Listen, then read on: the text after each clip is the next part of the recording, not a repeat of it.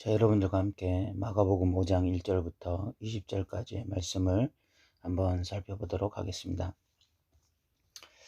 예수님께서 이 거라사인의 지방에 이르렀을 때 한 귀신 들린 사람을 만나게 됩니다.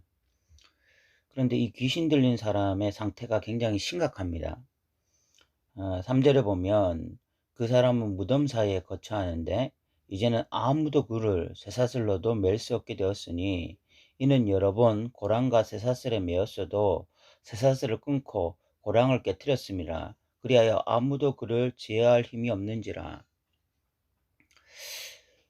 보통 이렇게 귀신이 들렸다라고 하면은 그 사람이 어떤 특이한 행동을 하고 정상적이지 않은 마치 정신병에 가까운 그런 행동을 하는 사람들이 귀신 들린 사람이었는데, 이 거라사 지방에 있는 귀신 들린 사람은 그런 행동이 나타날 뿐만이 아니라 이 사람에게는 엄청나게 물리적인 힘이 나타나고 있었다는 것입니다.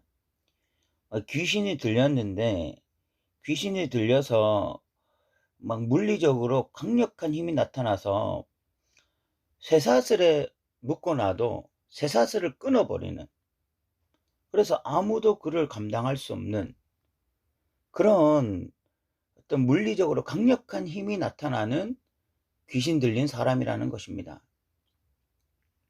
그래서 다른 어떤 누구도 이 사람을 제어하지 못하고 그냥 무덤에서 살게 했습니다. 무덤에서 살고 있다라는 것 자체가 이 사람의 인생이 사는 게 아닌 거죠. 사람이 정상적인 어떤 집을 가지고 정상적으로 사람들과 관계하면서 살아야 되는데 홀로 떨어져서 지내는 것만 해도 굉장히 안타까운 일인데, 그 무덤에서 살고 있다는 것은 이 사람이 이미 살아도 정상적으로 이렇게 사는 것이 아니라 죽은 목숨과 같은 사람이 된 것이고, 그리고 이 사람이 5절에 보면 밤낮 무덤 사이에서나 산에서나 늘 소리 지르며 돌로 자기의 몸을 해치고 있었더라. 돌로 자기를 막 자해하고 있는 상황이니까. 그러니까 이 사람이 정말 사람이지만 거의 짐승처럼 그렇게 참 버려지고 인생이 아닌 그런 삶을 살고 있었던 것이 바로 이 사람이었습니다. 어떻게 이 사람은 이렇게 물리적인 힘이 나타나고 이렇게 극단적으로 비정상적으로 살 수 있었을까? 예수님과 이 사람의 대화에서 그 해답을 찾을 수가 있는데, 예수님께서 내 이름이 무엇이냐라고 9절에 묻습니다. 그때 이 사람이 대답하기를 내 이름은 군대다라고 말합니다. 그런데 이 군대다라는 말이 레기온이라는 말인데, 레기온이라는 말은요, 로마 군대의 여단 규모를 말하는 것입니다. 그 당시에 로마 군대가 여단이 한 3,000명에서 6,000명 정도 되었습니다. 그러니까 지금 이 사람을 사로잡고 있는 귀신이 군대인데 그 규모가 최소한 3,000명, 많으면 6,000명 정도거든요. 그러니까 사탄이 지금, 귀신이 한 3,000에서 6,000 정도가 지금 이 사람을 사로잡고 있는 것입니다. 여러분이 한번 생각해 보십시오. 귀신 하나의 귀신에 이렇게 사로잡혀도 그 인생이 얼마나 비참합니까? 귀신 하나에 사로잡혀도 그 인생은 절망으로 떨어지는 거야. 그런데 이 사람 안에 있는 귀신은 하나가 아닙니다. 둘도 아니고 백도 아니고 최소 3,000, 많으면 6,000까지.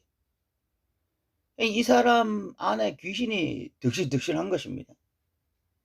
엄청나게 많은 귀신들이 이 사람을 사로잡고 있고, 그러다 보니까 이 사람에게서 물리적인 힘도 막 그렇게 나타나는 것입니다. 쇠사슬도 막 끊을 수 있고.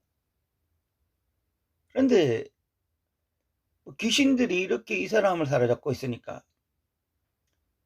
한둘도 아니고 3천이나 귀신이 머물러 있으니까 이 사람의 인생이 어떻겠냐는 것입니다.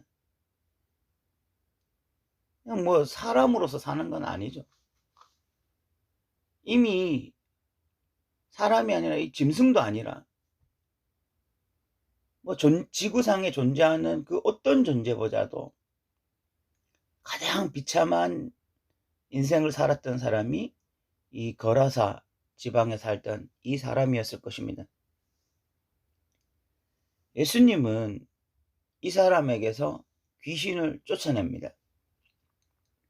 귀신들이 그 지방에서 내보내지 말기를 간구하면서 이 돼지떼가 그때 비탈길을 내려가고 있는데, 돼지떼에게 우리를 좀 들여보내 주셔서 해서 예수님이 귀신들의 말대로 돼지떼에 들여다보내 주니까 거의 2,000마리나 되는 돼지떼에 들어가서 산비탈로 내려가 바닷가에 다 몰살하게 됩니다. 바다에 빠져서.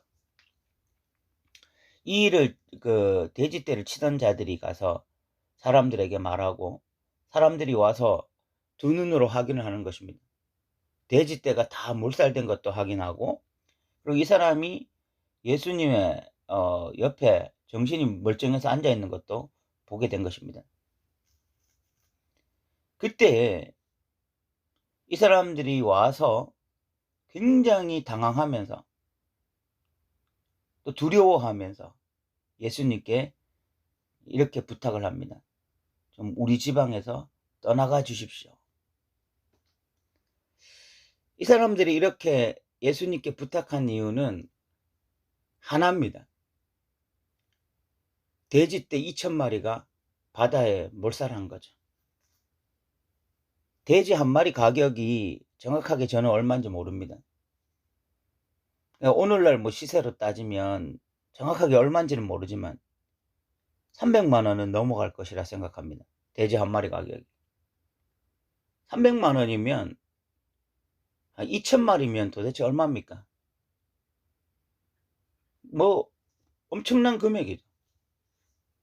그런데 예수라고 하는 분이 와가지고 사람 한 명 살리려고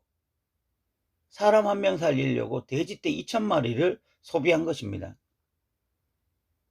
이런 식으로 몇 사람만 살려도 이 마을이 남아나지 않을 거거든요.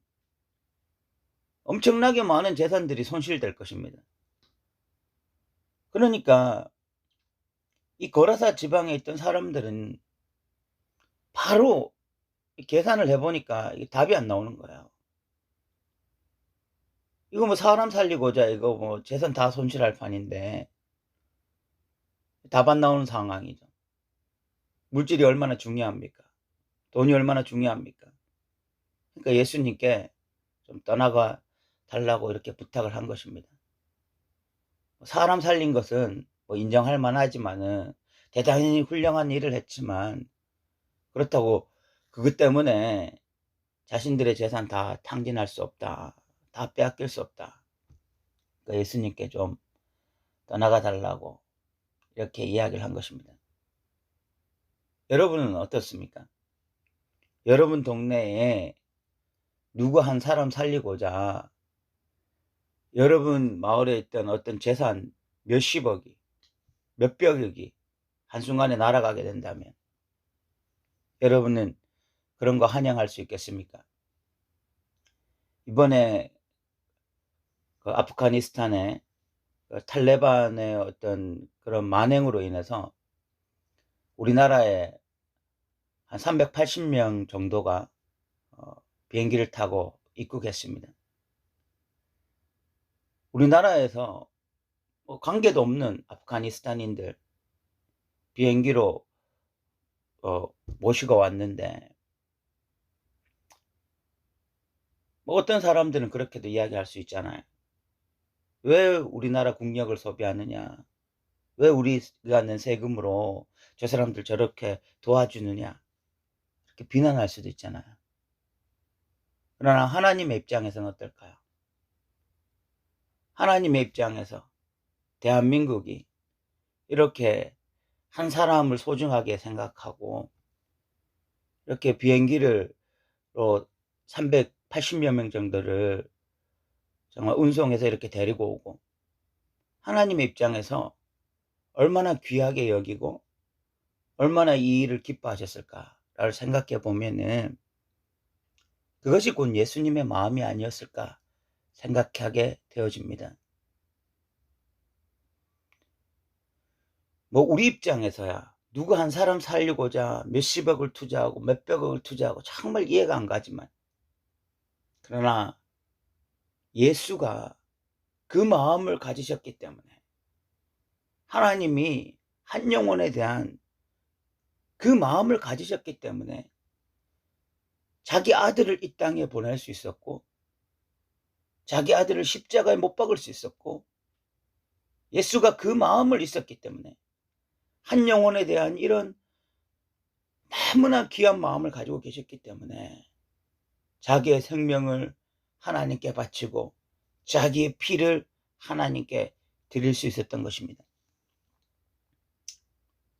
참 우리에게는 잘 없는 이 한 영혼에 대한 존귀함, 이 한 영혼을 향한 이런 뜨거운 마음을 하나님도 예수님도 가지고 계셨죠. 그러므로 우리가 예수님의 제자들라고 하면 우리에게도 이런 한 영혼을 향한 귀한 마음이 있어야 할 것입니다. 이 사람은 이제 귀신에게 놓여서 가족들에게 가서 이 사실을 알리게 되어집니다. 이 사람의 입장에서 한번 보면은 3천이나 되는 귀신이 자기를 사로잡고 있었잖아요. 그랬다가 자유를 경험하고 있는 것입니다. 얼마나 기쁘고 행복하고 감사했을까요? 우리의 상상을 초월하겠죠, 그죠? 3천원이나 되는 귀신이 자기 안에서 득실득실 되면서 이 귀신 저 귀신이 자기를 휘두르고 자기가 원하지 않게 막 몸에 자해를 하게 만들고, 그렇게 귀신에게 끌려다니는 인생을 살다가 예수님에 의해서 처음으로 다시 사람다워지는 인생을 살게 되었을 때에 이 사람이 얼마나 행복하고 감사하게 되었을까요? 이것이 예수님이 이 땅에 오신 이유입니다. 우리도 마찬가지죠. 예수 믿기 전에 사탄에게 질질질질 끌려다니던 인생 아닙니까? 사탄이 원하는 대로, 사탄이 던져놓은 미끼를 덥석덥석 물면서 사탄이 원하는 방식으로 살아왔잖아요. 그런데 예수를 만나고 나서 처음으로 자유를 경험한 게 우리가 아닙니까? 처음으로 사탄의 굴레에서 벗어나서 이제 마음껏 자유롭게 하나님을 찬양할 수 있게 되었고, 신앙생활을 할 수 있게 되었고, 하나님의 선한 뜻에 반응할 수 있게 된 것이 우리가 아닙니까? 그것이 하나님의 백성 아닙니까? 우리가 그런데 다시 어떻게 옛생활로 돌아갈 수 있겠습니까? 다시 어떻게 사탄에게 충성하며 살아갈 수 있겠습니까? 사랑하는 성도 여러분, 우리는 거라사 지방에 이 귀신 들렸던 사람처럼 완전히 이제 자유를 얻게 되었고 새 삶을 살 수 있게 되었습니다.